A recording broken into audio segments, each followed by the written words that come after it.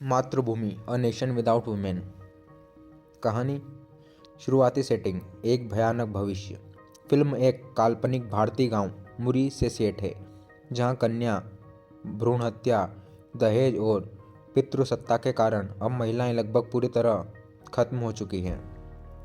गांव में हर घर में सिर्फ पुरुष है। महिलाओं को वस्तु की तरह खरीदा बेचा जाता है। मानवता का संतुलन पूरी तरह टूट चुका है। ये समाज के पतन कंगार पर है। सेकंड, कल्पना। नंदिता दास का चरित्र दुर्लभ स्त्री। कहानी की केंद्रित पात्र कल्पना है, गांव की एकमात्र युवा महिला। गांव से सबसे प्रभावशाली आदमी रामस्वरूप कल्पना को खरीद लेता है।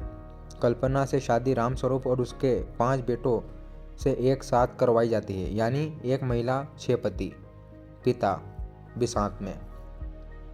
यह घटना पितृसत्ता के चरम का प्रतीक है। तीसरा, कल्पना की मुश्किलें और प्रतिरोध। घर में कल्पना रोजाना भारी शारीरिक व मानसिक शोषण झेलती है। परिवार उसे केवल उत्पादन की मशीन समझता है। इन सबके बीच न सबसे छोटे बेटे सूरज, सुशांत सिंह को कल्पना से लगाव हो जाता है। वह कल्पना के साथ मानवीय व्यवहार करता है। यह फिल्म का एकमात्र कोमल पक्ष है, लेकिन यह लगाव भी घर में हिंसा और ईर्ष्या को और बढ़ा देता है। पितृसत्ता का विस्फोट। गांव के पुरुष, जिनमें वर्षों से महिलाएं नहीं थी, कल्पना को देखकर पागलपन की हद तक पहुंच जाते हैं। कई पुरुष कल्पना को चुराने या पाने की कोशिश करते हैं। पूरा गांव अराजकता में बदल जाता है। हिंसा, बलात्कार और सामूहिक पागलपन अपना चरम छूता है। कल्पना एक प्रतीक बन जाती है, एक समाज जिसने महिलाओं को नष्ट किया और अब उसी के परिणाम भुगत रहा है। Tragic climax. कहानी एक अत्यंत दर्दनाक अंत की ओर जाती है। कल्पना गर्भवती हो जाती है। गांव में युद्ध सरे का माहौल बन जाता है। पुरुषों का क्रोध और वासना पूरे समाज को नष्ट सा कर देती है। अंत फिल्म के सबसे कड़वे संदेश के रूप में सामने आता है। जब एक समाज महिलाओं को मिटा देता है तो वह खुद भी मिट जाता है। फिल्म एक गहरी और असहज चुप्पे के साथ खत्म होती है। थीम्स।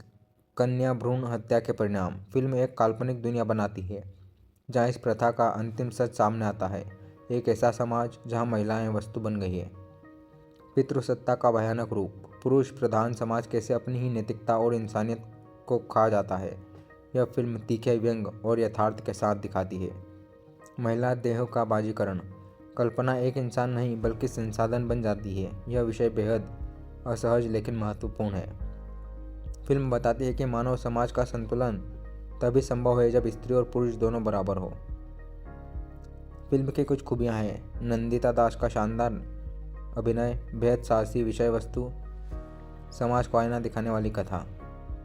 कुल मिलाकर मातृभूमि एक ऐसी फिल्म है जिसे देखा जाना चाहिए, लेकिन मज़े के लिए नहीं, समझने और सोचने के लिए। यह फिल्म चेतावनी है कि अगर समाज महिला को सम्मान नहीं देगा तो आने वाली पीढ़ियाँ एक भयानक भविष्य का सामना करेगी। धन्यवाद।